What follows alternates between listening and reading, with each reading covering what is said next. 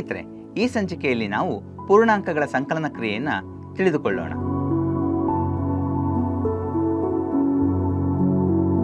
ಈ ಸಂಚಿಕೆಯ ಪ್ರಮುಖ ಉದ್ದೇಶಗಳು ಪೂರ್ಣಾಂಕಗಳ ಸಂಕಲನ ಕ್ರಿಯೆಯನ್ನು ತಿಳಿಸಿಕೊಡುವುದು. ಅಂದರೆ ಇದರಲ್ಲಿ 4 ರೀತಿಯ ಕ್ರಿಯೆಗಳಿದೆ. ಮೊದಲನೆಯದಾಗಿ ಧನ ಪೂರ್ಣಾಂಕ ಮತ್ತು ಧನ ಪೂರ್ಣಾಂಕಗಳ ಸಂಕಲನ, ಎರಡನೆಯದಾಗಿ ಧನ ಪೂರ್ಣಾಂಕ ಮತ್ತು ಋಣ ಪೂರ್ಣಾಂಕಗಳ ಸಂಕಲನ, ಮೂರನೆಯದಾಗಿ ಋಣ ಪೂರ್ಣಾಂಕ ಮತ್ತು ಧನ ಪೂರ್ಣಾಂಕಗಳ ಸಂಕಲನ, ಹಾಗೆ ಕೊನೆಯದಾಗಿ ಋಣ ಪೂರ್ಣಾಂಕ ಮತ್ತು ಋಣ ಪೂರ್ಣಾಂಕಗಳ ಸಂಕಲನ.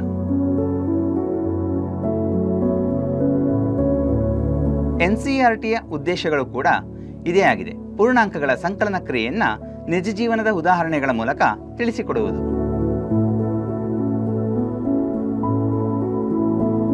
ಈ ಸಂಚಿಕೆಯಲ್ಲಿ ನಾವು ಬಳಸ್ತಿರತಕ್ಕಂಥ ಕಲಿಕಾ ಸಾಮಗ್ರಿಗಳು ಯಾವುದು ಅಂದರೆ ವೃತ್ತಾಕಾರದ ಬಿಲ್ಲೆಗಳು ಅಥವಾ ಚೌಕಳಿ ಬಿಲ್ಲೆಗಳು, ಹಾಗೆಯೇ ಚೌಕಳಿ ಪುಸ್ತಕಗಳನ್ನು ಕೂಡ ನಾವು ಈ ಒಂದು ಸಂಚಿಕೆಯಲ್ಲಿ ಬಳಸ್ತಿದ್ದೇವೆ. ಈ ಸಂಚಿಕೆಯಲ್ಲಿ ಪೂರ್ಣಾಂಕಗಳ ಸಂಕಲನ ಕ್ರಿಯೆಯನ್ನು CRA ವಿಧಾನದ ಮೂಲಕ ಹೇಗೆ ಮಾಡುವುದು ಎಂದು ನೋಡೋಣ. ಮೊದಲಿಗೆ ತೊಡಗಿಸಿಕೊಳ್ಳುವ ಹಂತ. ಈ ಹಂತದಲ್ಲಿ ಸಂಕಲನ ಕ್ರಿಯೆಗೆ ಹೋಗುವ ಮುನ್ನ ಮಕ್ಕಳಿಗೆ ಒಂದು ಚಟುವಟಿಕೆಯನ್ನು ನೀಡಬಹುದು. ಉದಾಹರಣೆಗೆ, ಮೋಹನನ ಮನೆಯಲ್ಲಿ ಮೇಲಂತಸ್ತಿಗೆ ಹತ್ತಲು ಹಾಗೂ ನೆಲಮಾಳಿಗೆಗೆ ಇಳಿಯಲು ಮೆಟ್ಟಿಲುಗಳಿವೆ. ಮೇಲಂತಸ್ತಿಗೆ ಹತ್ತುವ ಮೆಟ್ಟಿಲುಗಳ ಸಂಖ್ಯೆಯನ್ನು ಧನಾತ್ಮಕವೆಂದು ಹಾಗೂ ನೆಲಮಾಳಿಗೆಗೆ ಅಂದರೆ ಕೆಳ ಅಂತಸ್ತಿಗೆ ಇಳಿಯುವ ಮೆಟ್ಟಿಲುಗಳ ಸಂಖ್ಯೆಯನ್ನು ಋಣಾತ್ಮಕವೆಂದು ಹಾಗೂ ನೆಲಮಟ್ಟವನ್ನು 0 ಎಂದು ಪರಿಗಣಿಸೋಣ. ಈಗ ಕೆಲವು ಪ್ರಶ್ನೆಗಳನ್ನು ಮಕ್ಕಳಿಗೆ ಉತ್ತರಿಸಲು ಹೇಳಿ. ಅವುಗಳ ಉತ್ತರವನ್ನು ಪೂರ್ಣಾಂಕಗಳ ರೂಪದಲ್ಲಿ ಮಕ್ಕಳು ಬರೆಯಲಿ. ಪ್ರಶ್ನೆಗಳು ಈ ರೀತಿ ಇದೆ. ಮೊದಲನೇ ಪ್ರಶ್ನೆ, ನೆಲದ ಮಟ್ಟದಿಂದ 6 ಮೆಟ್ಟಿಲುಗಳಷ್ಟು ಮೇಲೆ ಹೋದಾಗ. ಎರಡನೆಯದಾಗಿ, ನೆಲದ ಮಟ್ಟದಿಂದ 4 ಮೆಟ್ಟಿಲುಗಳಷ್ಟು ಕೆಳಗೆ ಇಳಿದಾಗ. ಮೂರನೆಯದಾಗಿ, ನೆಲದ ಮಟ್ಟದಿಂದ 5 ಮೆಟ್ಟಿಲುಗಳಷ್ಟು ಮೇಲೆ ಹೋಗಿ ಮತ್ತೆ ಅಲ್ಲಿಂದ 3 ಮೆಟ್ಟಿಲುಗಳಷ್ಟು ಮೇಲೆ ಹೋದಾಗ. ನಾಲ್ಕನೆಯದಾಗಿ, ನೆಲದ ಮಟ್ಟದಿಂದ 6 ಮೆಟ್ಟಿಲುಗಳಷ್ಟು ಕೆಳಗೆ ಹೋಗಿ ನಂತರ ಅಲ್ಲಿಂದ 2 ಮೆಟ್ಟಿಲುಗಳಷ್ಟು ಕೆಳಗೆ ಹೋದಾಗ. ಕೊನೆಯದಾಗಿ, ನೆಲದ ಮಟ್ಟದಿಂದ 5 ಮೆಟ್ಟಿಲುಗಳಷ್ಟು ಕೆಳಗೆ ಹೋಗಿ ಅಲ್ಲಿಂದ 12 ಮೆಟ್ಟಿಲುಗಳಷ್ಟು ಮೇಲೆ ಹೋದಾಗ. ಈ ರೀತಿ ಪ್ರಶ್ನೆಗಳನ್ನು ಕೇಳಿದ ನಂತರ ಉತ್ತರಗಳನ್ನು ಪರಿಶೀಲಿಸಿ. ಈ ರೀತಿಯ ಚಟುವಟಿಕೆಗಳ ಮೂಲಕ ಮಕ್ಕಳನ್ನು ನಾವು ಸಂಕಲನದತ್ತ ತೊಡಗಿಸಿಕೊಳ್ಳಬಹುದು.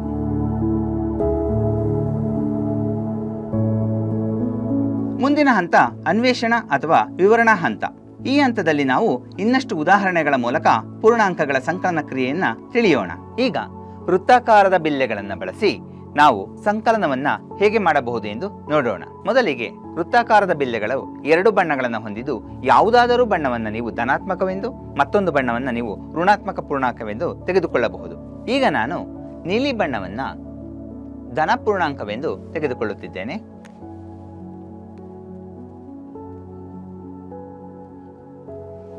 ಅದೇ ರೀತಿ ಹಳದಿ ಬಣ್ಣವನ್ನು ನಾನು ಋಣ ಪೂರ್ಣಾಂಕವೆಂದು ತೆಗೆದುಕೊಳ್ಳುತ್ತಿದ್ದೇನೆ.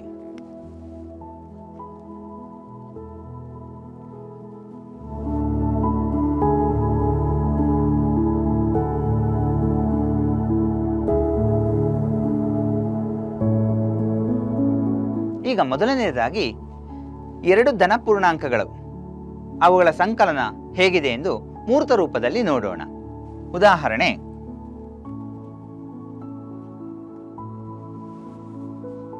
ಧನ 2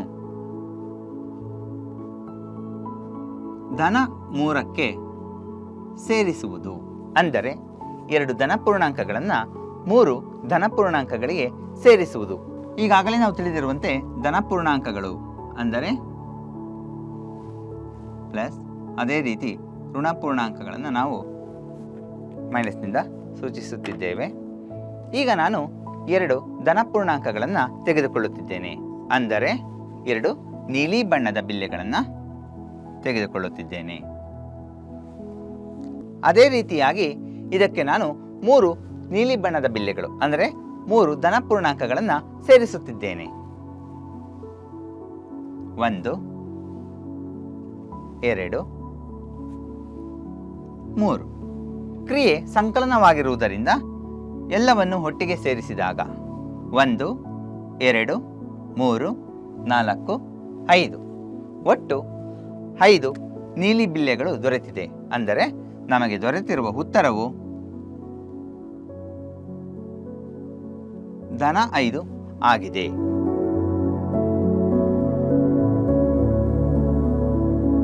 ಇದೇ ಉದಾಹರಣೆಗೆ ಪ್ರತಿನಿಧಿಸುವಿಕೆ ಹಂತವನ್ನು ನೋಡೋಣ. ಉದಾಹರಣೆ, ಧನಾತ್ಮಕ 2 ಧನಾತ್ಮಕ 3ಕ್ಕೆ ಸೇರಿಸಿದಾಗ. ಈಗಾಗಲೇ ನಮಗೆ ತಿಳಿದಿರುವಂತೆ ಧನಾತ್ಮಕ ಸಂಖ್ಯೆಯನ್ನು ನಾವು ನೀಲಿ ಬಣ್ಣದಿಂದ ಗುರುತಿಸುತ್ತೇವೆ. ಸೊ ಚೌಕಳಿ ಹಾಳೆಯಲ್ಲಿ ನಾವು ನೀಲಿ ಬಣ್ಣದಲ್ಲಿ 2 ಚೌಕಗಳನ್ನು ಗುರುತು ಮಾಡಿಕೊಳ್ಳುತ್ತಿದ್ದೇವೆ. ಸೊ ಇದು ಧನಾತ್ಮಕ 2. ಇದನ್ನು ನಾನು ಧನಾತ್ಮಕ 3ರೊಂದಿಗೆ ಸೇರಿಸುತ್ತಿದ್ದೇನೆ. ಮತ್ತೆ 3 ಚೌಕಗಳನ್ನು ನೀಲಿ ಬಣ್ಣದಿಂದ ತುಂಬುತ್ತಿದ್ದೇನೆ. ಇದು ಧನಾತ್ಮಕ 3. ಇದು ಸಂಕಲನ ಕ್ರಿಯೆಯಾಗಿರುವುದರಿಂದ ಈ 2 ಧನ ಸಂಖ್ಯೆಗಳನ್ನು ನಾನು ಸೇರಿಸುತ್ತಿದ್ದೇನೆ, ಅಂದರೆ ಪ್ಲಸ್ ಸಂಕಲನ ಕ್ರಿಯೆ. ಈಗ ನಮಗೆ ಒಟ್ಟು 5 ನೀಲಿ ಚೌಕಗಳು ದೊರೆಯುತ್ತಿದೆ. 3, 4, 5.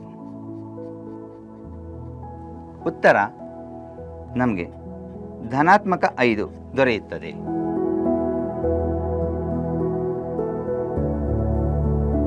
ಈಗ ಅಮೂರ್ತ ಹಂತದಲ್ಲಿ ಇದೇ ಉದಾಹರಣೆಯನ್ನು ನೋಡೋಣ. ಧನಾತ್ಮಕ 2 ಸೇರಿಸು ಧನಾತ್ಮಕ 3, ಅಂದರೆ ಧನಾತ್ಮಕ 2 ಧನಾತ್ಮಕ 3ಕ್ಕೆ ಸೇರಿಸಿದಾಗ ನಮಗೆ ಉತ್ತರವು ಧನಾತ್ಮಕ 5 ದೊರೆಯುತ್ತದೆ. 3 ವಿಧಾನಗಳಲ್ಲಿಯೂ ಉತ್ತರವು ನಮಗೆ ಧನಾತ್ಮಕ 5 ಆಗಿದೆ.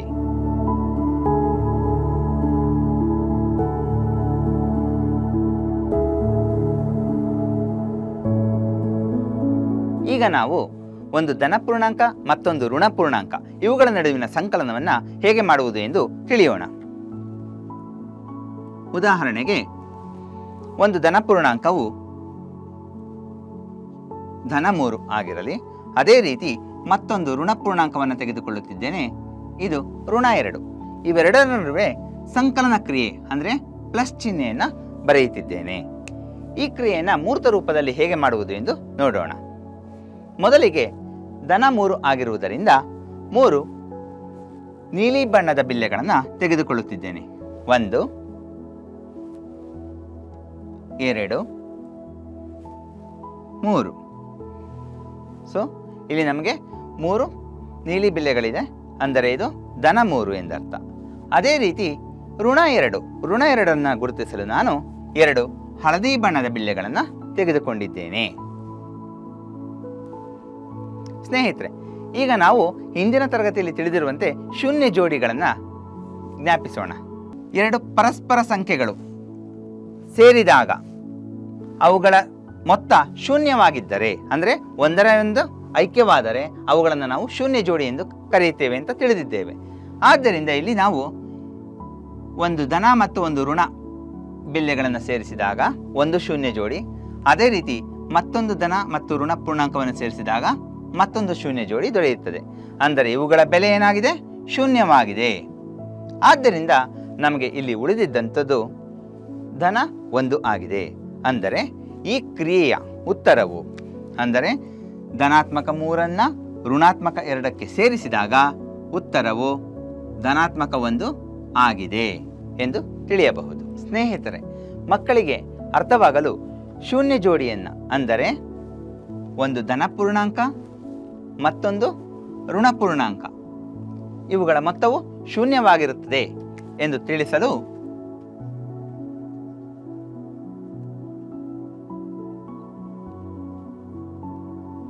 ಹೀಗೆ ಪಕ್ಕದಲ್ಲಿ ಬರೆದಿದ್ದೇನೆ.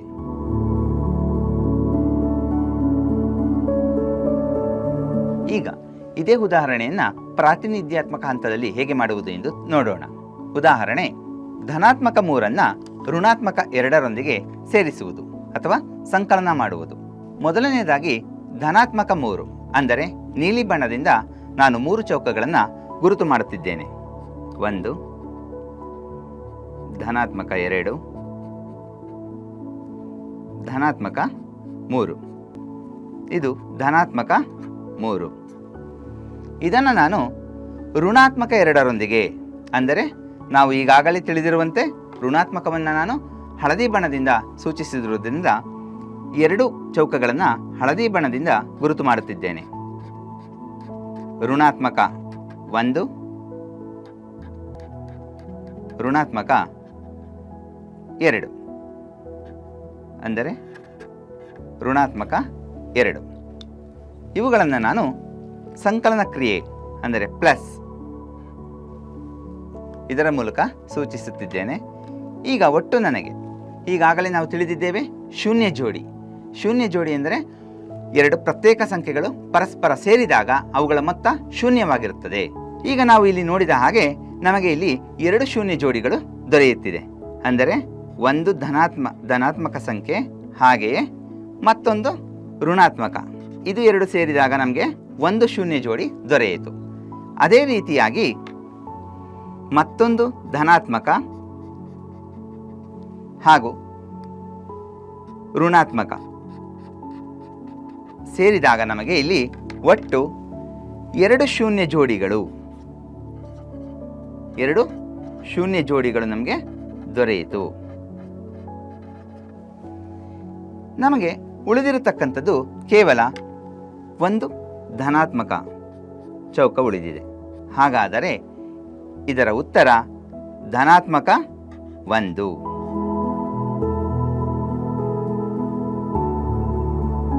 ಇದೇ ಕ್ರಿಯೆಯನ್ನು ನಾವು ಅಮೂರ್ತ ಹಂತದಲ್ಲಿ ಮಾಡಿ ನೋಡೋಣ. ಧನಾತ್ಮಕ 3ಕ್ಕೆ ಋಣಾತ್ಮಕ 2 ಸೇರಿಸಿದಾಗ, ಸಂಕಲನ ಮಾಡಿದಾಗ ಉತ್ತರವು ಧನಾತ್ಮಕ 1 ಆಗಿದೆ.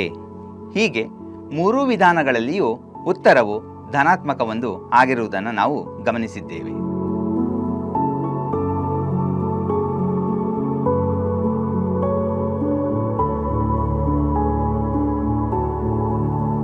ಈಗ ಒಂದು ಋಣಪೂರ್ಣಾಂಕ ಮತ್ತು ಒಂದು ಧನಪೂರ್ಣಾಂಕಗಳ ನಡುವಿನ ಸಂಕಲನವನ್ನು ನೋಡೋಣ. ಉದಾಹರಣೆ, ಋಣ 2 ಕೂಡಿಸು ಧನ 4. ಈ ಒಂದು ಉದಾಹರಣೆಯ ಮೂಲಕ ಒಂದು ಋಣ ಮತ್ತು ಒಂದು ಧನ ಪೂರ್ಣಾಂಕಗಳ ನಡುವಿನ ಸಂಕಲನವನ್ನು ತಿಳಿಯೋಣ. ಮೊದಲನೆಯದಾಗಿ 2 ಋಣಗಳನ್ನು ತೆಗೆದುಕೊಂಡಿದ್ದೇನೆ. ಇದಕ್ಕೆ ನಾನು 4 ಧನಗಳನ್ನು ಸೇರಿಸ್ತಾ ಇದ್ದೇನೆ. 1, 2, 3, 4. ಋಣ 2 ಧನ 4ರೊಂದಿಗೆ ಸೇರಿಸಿದಾಗ ಇಲ್ಲಿ ನಮಗೆ ಈಗಾಗಲೇ ತಿಳಿದಿರುವಂತೆ ಶೂನ್ಯ ಜೋಡಿಗಳ ಪರಿಕಲ್ಪನೆ ಇದೆ. ಸೊ ಆದ್ದರಿಂದ ಒಂದು ಧನ ಮತ್ತು ಒಂದು ಋಣವು ಸೇರಿ ಒಂದು ಶೂನ್ಯ ಜೋಡಿಯಾಗಿದೆ. ಅದೇ ರೀತಿ ಮತ್ತೊಂದು ಧನ ಮತ್ತೊಂದು ಋಣ ಸೇರಿ ಒಂದು ಶೂನ್ಯ ಜೋಡಿಯಾಗಿದೆ. ಈಗ ಉಳಿದಿರತಕ್ಕಂಥದ್ದು ನಮಗೆ 2 ಧನಗಳು, ಅಂದರೆ ಇದರ ಉತ್ತರ ಧನ 2 ಆಗಿದೆ.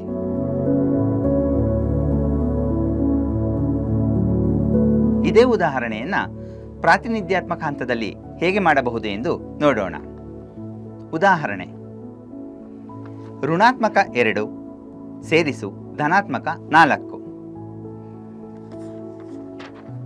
ಈಗಲೇ ತಿಳಿದಿರುವಂತೆ ನಾವು ಋಣಾತ್ಮಕ 2 ಅಂದರೆ ಹಳದಿ ಬಣ್ಣದಲ್ಲಿ 2 ಚೌಕಗಳನ್ನು ಗುರುತು ಮಾಡುತ್ತೇವೆ.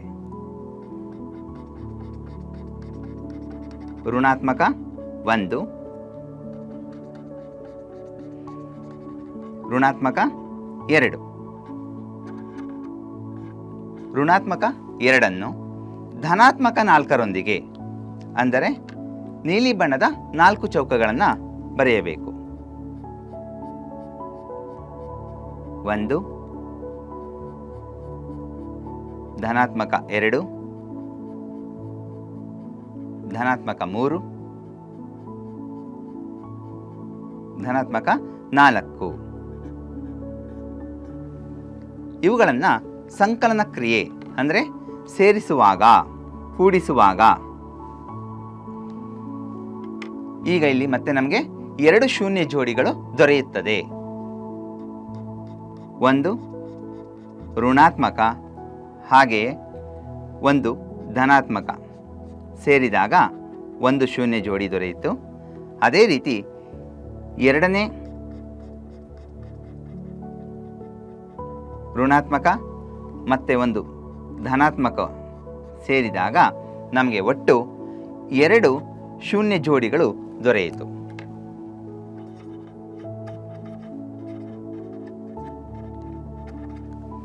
ಆದ್ದರಿಂದ ನಮಗೆ ಉಳಿದಂತಹ ಚೌಕಗಳು 2 ಕೂಡ ಧನಾತ್ಮಕವಾಗಿದೆ.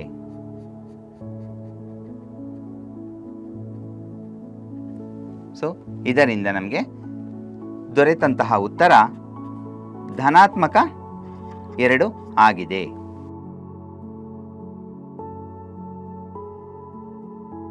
ಇದೇ ಉದಾಹರಣೆಯನ್ನು ನಾವು ಅಮೂರ್ತ ರೂಪದಲ್ಲಿ ನೋಡಿದಾಗ ಋಣಾತ್ಮಕ 2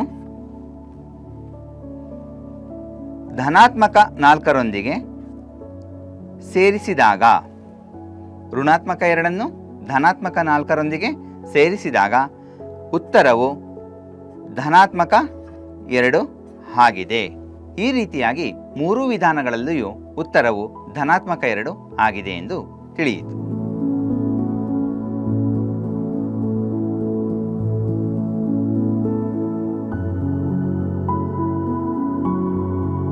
ಈಗ ನಾವು 2 ಋಣಪೂರ್ಣಾಂಕಗಳ ನಡುವಿನ ಸಂಕಲನವನ್ನು ನೋಡೋಣ. ಉದಾಹರಣೆಗೆ ಋಣ 3 ಕೂಡಿಸು ಋಣ 2 ಅಂದರೆ ಋಣ 3 ಋಣ 2ಕ್ಕೆ ಕೂಡಿಸಿದಾಗ ಎಷ್ಟು ಮೊತ್ತ ಬರುತ್ತದೆ ಎಂಬುದನ್ನು ಒಂದು ಮೂರ್ತ ರೂಪದ ಮೂಲಕ ನೋಡೋಣ. ಮೊದಲಿಗೆ ಋಣ 3 ಅಂದರೆ 3 ಋಣಗಳನ್ನು ತೆಗೆದುಕೊಳ್ಳುತ್ತಿದ್ದೇನೆ. 1 2 3. ಇದಕ್ಕೆ ನಾನು ಮತ್ತೆ 2 ಋಣಗಳನ್ನು ಸೇರಿಸಬೇಕಾಗಿದೆ. 1 2. ಕ್ರಿಯೆ ಸಂಕಲನ ಆಗಿರುವುದರಿಂದ ಈ 2 ಒಟ್ಟಿಗೆ ಸೇರಿಸೋಣ. ಸೇರಿಸಿದಾಗ ನಮಗೆ 1 2 3 4 5 ಋಣಗಳು ದೊರೆತಿದೆ. ಹಾಗಾದರೆ ಇಲ್ಲಿ ಯಾವುದೇ ಶೂನ್ಯ ಜೋಡಿ ಇಲ್ಲ. ಸೊ ಉಳಿದಿರತಕ್ಕಂಥ ಉತ್ತರವು ನಮಗೆ ಋಣ 5 ಆಗಿದೆ.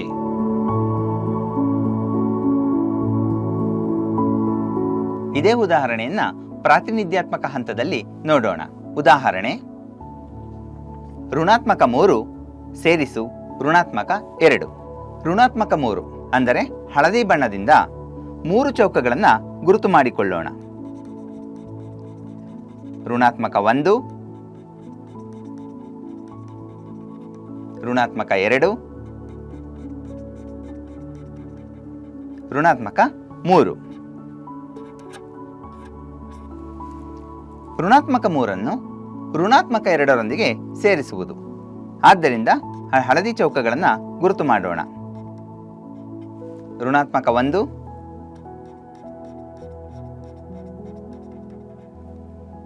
ಋಣಾತ್ಮಕ 2.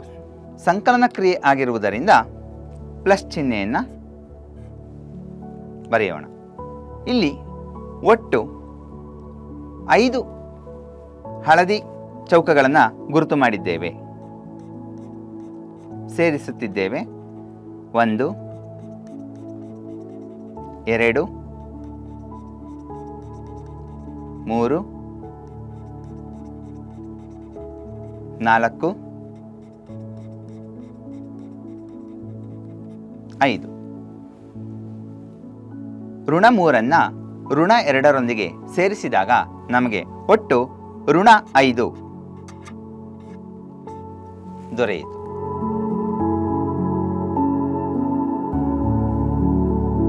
ಇದೇ ಉದಾಹರಣೆಯನ್ನು ನಾವು ಅಮೂರ್ತ ಹಂತದಲ್ಲಿ ನೋಡೋಣ. ಋಣ 3 ಋಣ 2 ಸೇರಿಸಿದಾಗ ನಮಗೆ ಋಣ 5 ದೊರೆಯಿತು. ಈ ರೀತಿಯಾಗಿ 3 ವಿಧಾನಗಳಲ್ಲಿಯೂ ಕೂಡ ಉತ್ತರವು ಋಣ 5 ಆಗಿದೆ ಎಂದು ತಿಳಿದುಕೊಂಡೆವು. ಮಕ್ಕಳಿಗೆ ಈ ಎಲ್ಲ ಉದಾಹರಣೆಗಳನ್ನು ಬರೆಯುವಂತೆ ತಿಳಿಸಿ. ಹಾಗೂ ಅದರಲ್ಲಿರುವ ವಿನ್ಯಾಸ ಮತ್ತು ಗುಣಲಕ್ಷಣಗಳನ್ನು ಗಮನಿಸಲು ಹೇಳಿ. ನಂತರ ಪೂರ್ಣಾಂಕಗಳ ಸಂಕಲನದ ನಿಯಮಗಳನ್ನು ವಿವರಿಸಿ. ಮೊದಲನೆಯದಾಗಿ, ಯಾವುದೇ ಎರಡು ಧನಾತ್ಮಕ ಸಂಖ್ಯೆಗಳ ಸಂಕಲನ ಮಾಡುವಾಗ ಉತ್ತರವು ಧನಾತ್ಮಕ ಸಂಖ್ಯೆಯೇ ಆಗಿರುತ್ತದೆ. ಅದೇ ರೀತಿ ಧನಪೂರ್ಣಾಂಕಗಳು ಸೇರಿದಾಗ ಮೊತ್ತವು ಹೆಚ್ಚಾಗುತ್ತದೆ. ಯಾವುದೇ ಎರಡು ಋಣಪೂರ್ಣಾಂಕಗಳ ಸಂಕಲನ ಮಾಡುವಾಗ ಅದರ ಮೌಲ್ಯವು ಋಣಾತ್ಮಕವಾಗಿರುತ್ತದೆ. ಋಣಪೂರ್ಣಾಂಕಗಳು ಸೇರಿದಾಗ ಮೊತ್ತವು ಕಡಿಮೆಯಾಗುತ್ತದೆ ಎಂದು. ಹಾಗೆ ಧನ ಮತ್ತು ಋಣಪೂರ್ಣಾಂಕಗಳನ್ನು ಸೇರಿಸಿದಾಗ ಅವು ಪರಸ್ಪರ ರದ್ದು ಅಥವಾ ಶೂನ್ಯಗೊಳಿಸಬಹುದು ಎಂಬುದನ್ನು ತಿಳಿಸೋಣ. ಇದೇ ರೀತಿ ಧನಾತ್ಮಕ ಸಂಖ್ಯೆ ಮತ್ತು ಋಣಾತ್ಮಕ ಸಂಖ್ಯೆಗಳನ್ನು ಸೇರಿಸಿದಾಗ ಮೊತ್ತವು ಧನಾತ್ಮಕ ಸಂಖ್ಯೆ ಮತ್ತು ಋಣಾತ್ಮಕ ಸಂಖ್ಯೆಯ ಅಂಕಿಗಳ ವ್ಯತ್ಯಾಸದ ಮೇಲೆ ಉತ್ತರವು ಅವಲಂಬಿತವಾಗಿರುತ್ತದೆ. ದೊಡ್ಡ ಸಂಖ್ಯೆಯ ಗುರುತು ಅಂತಿಮ ಗುಣವನ್ನು ತೋರಿಸುತ್ತದೆ. ಒಂದು ಧನಪೂರ್ಣಾಂಕ ಮತ್ತು ಒಂದು ಋಣಪೂರ್ಣಾಂಕಗಳ ಮೊತ್ತ ಧನಪೂರ್ಣಾಂಕವೂ ಆಗಿರಬಹುದು ಅಥವಾ ಋಣಪೂರ್ಣಾಂಕವೂ ಆಗಿರಬಹುದು ಎಂಬುದನ್ನು ವಿವರಿಸಬೇಕಾಗುತ್ತದೆ. ನಂತರದ ವಿಸ್ತರಣಾ ಹಂತದಲ್ಲಿ ಪೂರ್ಣಾಂಕಗಳ ಸಂಕಲನದ ಪರಿಕಲ್ಪನೆಯನ್ನು ಅನ್ವಯಿಸಲು ಶಿಕ್ಷಕರು ವಿದ್ಯಾರ್ಥಿಗಳಿಗೆ ವಾಕ್ಯ ರೂಪದ ಸಮಸ್ಯೆಗಳನ್ನು ತೆಗೆದುಕೊಳ್ಳಬಹುದು. ಉದಾಹರಣೆಗೆ, ನಿಮ್ಮ ಬ್ಯಾಂಕ್ ಖಾತೆಯಲ್ಲಿ 2,000 ರೂಪಾಯಿ ಇದೆ. ನೀವು 3,000 ರೂಪಾಯಿಗಳನ್ನು ಜಮಾ ಮಾಡಿದರೆ ನಿಮ್ಮ ಬ್ಯಾಂಕ್ ಖಾತೆಯಲ್ಲಿ ಎಷ್ಟು ಹಣವನ್ನು ಹೊಂದಿರುತ್ತೀರಿ? ಉತ್ತರ 2,000 ಕೂಡಿಸು 3,000 ಒಟ್ಟು 5,000 ರು ಆಗಿರುತ್ತದೆ. ಈ ರೀತಿಯ ನಿಜ ಜೀವನದ ಸನ್ನಿವೇಶಗಳಲ್ಲಿ ಪೂರ್ಣಾಂಕಗಳ ಸಂಕಲನದ ಪರಿಕಲ್ಪನೆಯನ್ನು ಅನ್ವಯಿಸಲು ವಿದ್ಯಾರ್ಥಿಗಳಿಗೆ ತಿಳಿಸಿಕೊಡಿ. ಮೌಲ್ಯಮಾಪನ ಹಂತ. ಈ ಹಂತದಲ್ಲಿ ಶಿಕ್ಷಕರು ವಿದ್ಯಾರ್ಥಿಗಳಿಗೆ ಮೌಲ್ಯಮಾಪನದ ಪ್ರಶ್ನೆಗಳನ್ನು ಕೇಳಬಹುದು. ಉದಾಹರಣೆಗೆ, ಋಣಾತ್ಮಕ 6 ಸೇರಿಸು ಧನಾತ್ಮಕ 4 ಎಷ್ಟಾಗುತ್ತದೆ? ಅದೇ ರೀತಿ ಧನಾತ್ಮಕ 15 ಸೇರಿಸು ಋಣಾತ್ಮಕ 7 ಎಷ್ಟು ಉತ್ತರ ದೊರೆಯುತ್ತದೆ ಎಂಬುದನ್ನು ಕೇಳಬಹುದು. ಹಾಗೆಯೇ ಈ ಪರಿಕಲ್ಪನೆಗೆ ಸಂಬಂಧಿಸಿದಂತೆ ಬಿಲ್ಡಿಂಗ್ ಬ್ಲಾಕ್ಸ್ ಆಟಗಳನ್ನು ಕೂಡ ಪರಿಚಯಿಸಬಹುದು.